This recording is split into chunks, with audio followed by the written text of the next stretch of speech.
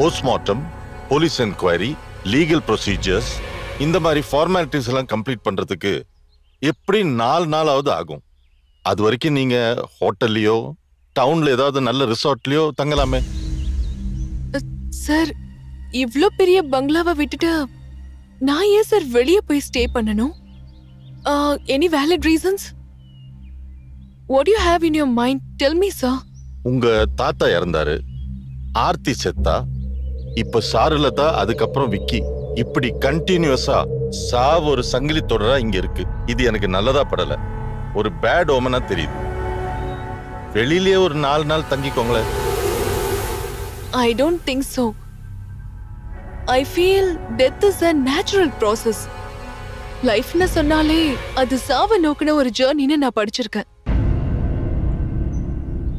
மத்தவங்க திருப்திக்காக வேணும்னா பூஜை ஓமம் ஏதாவது பண்ணிக்கலாம். இது எங்க தாத்தா கட்டின வீடு. லண்டனுக்கு வர வரைக்கும் எங்க அப்பா இருந்த வீடு. என் தாத்தாவோட ட்ரீம் ஹவுஸ் இது சார். சுத்தி இருக்கிற தோட்டம், வயல், மரங்கள், இது எல்லாமே அவரே தண்ணி ஊத்தி வளர்த்தது.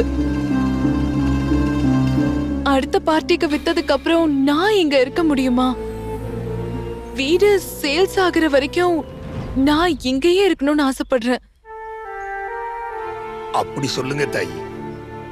நீங்க பேசுறத கேக்குறப்ப அப்படியே சாமிநாத ஐயா பேசுற மாதிரியே இருக்கு தாயி. நீங்க எல்லாம் எப்பவுமே இங்க இருக்கணும், உங்க பிள்ளைங்க எல்லாம் இங்க பிறக்கணும், வாழையடி வாழையா இந்த பந்தம் தொடரணும்னு பெரிய ஐயா ஆசைப்பட்டாரு. ஆனா செத்து போன எம்மாவ ஆர்த்தி ஆவியா சுத்துறத தான் கண்ணாலேயே பார்த்ததா வக்கீலையா சொல்றாரு. அதத்தான் என்னால தாங்கிக்க முடியலம்மா. ஆர்த்தி ரொம்ப நல்லவம்மா, ரொம்ப நல்லவ. அவ கெட்ட அவிய அலைவான்னு நான் நம்பலம்மா. ஆனா நல்லா இருந்த 2 பேரு காலையில ஏன் செத்து கிடக்கணும்? அதுதாம்மா என்ன குழப்புது. என்னோட பாசம் என் கண்ணை கட்டலாம், தப்பு இல்ல. ஆனா உங்க 2 பேருக்கு எதுவும் ஆயிடக்கூடாதுமா. நீங்க இங்க தங்க வேண்டாமா, டவுன்ல போய் தங்கிக்கங்க. உங்க ஃப்ரெண்டு சாருலதா இங்க தங்கின முதல் நைட்டு நிறைய பேராநார்மல் ஆக்டிவிட்டிஸ் பார்த்ததா என்கிட்ட சொன்னாங்க.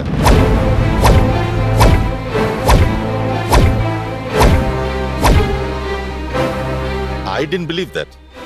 ஆனா நேத்து நைட்டு ஆர்த்தியோட ஆவி வந்து மிரட்டினத நான் என் கண்ணால பார்த்தேன். இந்த வீட்ல தப்பா எதுவும் நடந்துடக்கூடாதுங்கிற ஒரு குட்வில்ல தான் நான் பேசுறேன். சார், உங்க ஆங்கிள் நீங்க சொல்றது சரிதான். ஒருவேளை நீங்க சொல்றது உண்மையா இருந்து ஆர்த்தியோட ஆவி சாருலதாவ ஓடி போன சொல்லி இருந்தா, அது மட்டும் ஃபேக்டா இருந்துச்சுன்னா, வந்தவங்க ஃப்ராட்னு தெரிஞ்சு சீட்டிங் பண்றவங்க கிட்ட இந்த இடம் போயிடக்கூடாதுன்னு அந்த ஆர்த்தியோட ஆவி தடுத்திருக்கு. Naturally I should say thanks to Aarthi. She has done the right thing. எனக்கு நல்லது செஞ்ச அந்த ஆவியை பார்த்து நான் ஏன் சார் பயப்படணும்? சார், நான் இங்க தான் தங்க போறேன். தாயி, சாமிநாத ஐயா பேத்தின்னு நிரூபிச்சிட்டீங்க தாயி, நிரூபிச்சிட்டீங்க.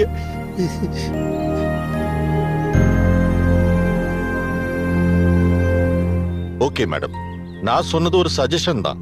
The decision is yours. Sir, நான் இங்க வரதுக்காக என் அப்பா கூட எவ்வளவு பெரிய ஃபைட் பண்ண வேண்டியதா இருந்துச்சுன்னு யஷ்வந்த்க்கு நல்லாவே தெரியும். ஒவ்வொரு வீட்டுக்கும் ஒவ்வொரு குரல் இருக்கும். அந்த குரலை நான் கேட்கணும்.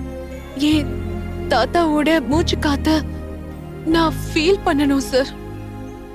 அவரு உருவாக்குன செடி, கொடி, மரம் எல்லாத்தையும் பார்த்து பார்த்து ரசிக்கணும் சார்.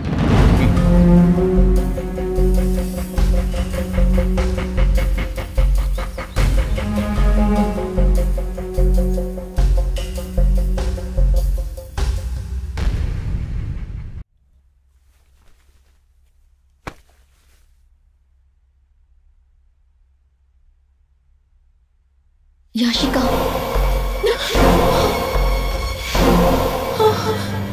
யாஷிகா என்ன மன்னிச்சிடுறே. விக்கி தானே என்ன கூட்டிட்டு போய் ஸ்பாயில் பண்ணிட்டான். எனக்கு சத்தியமா எதுவும் தெரியாதுடி. தெரியாம பண்ணிட்டேன்டி. சாரிடி. யாஷிகா என்ன மன்னிச்சிடுங்க. என்ன மன்னிச்சிடுறே.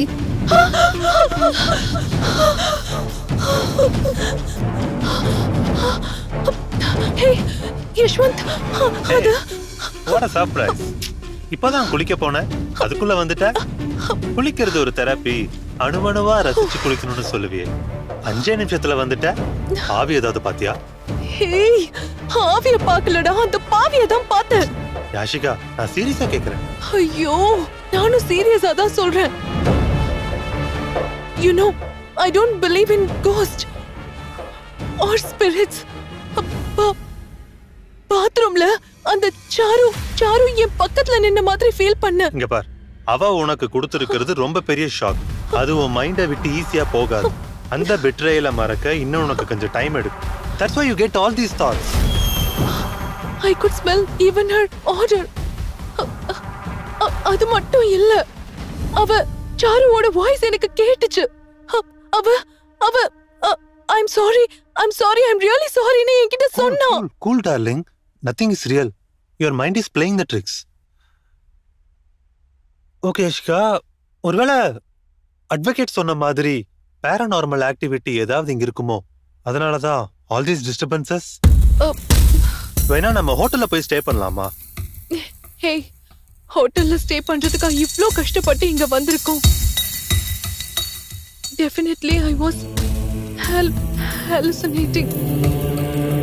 But place மாறினா இந்த illusions வராதுன்னு ஏதாச்சும் கேரண்டி இருக்கா? Thoughts are thoughts everywhere. It will haunt me. ஏய், உனக்கு இங்க ஸ்டே பண்றதுக்கு பயமா இருந்தா வெளியே ஸ்டே பண்ணிக்கலாம்னு சொன்னேன், அவ்வளவுதான். எனக்கு பேய் பிசாசு மேல எல்லாம் பயம் இல்லடா. சொத்து பணம்னு வரப்ப மனுஷங்க பண்றத பார்க்கும்போதுதான் ரொம்ப பயமா இருக்கு.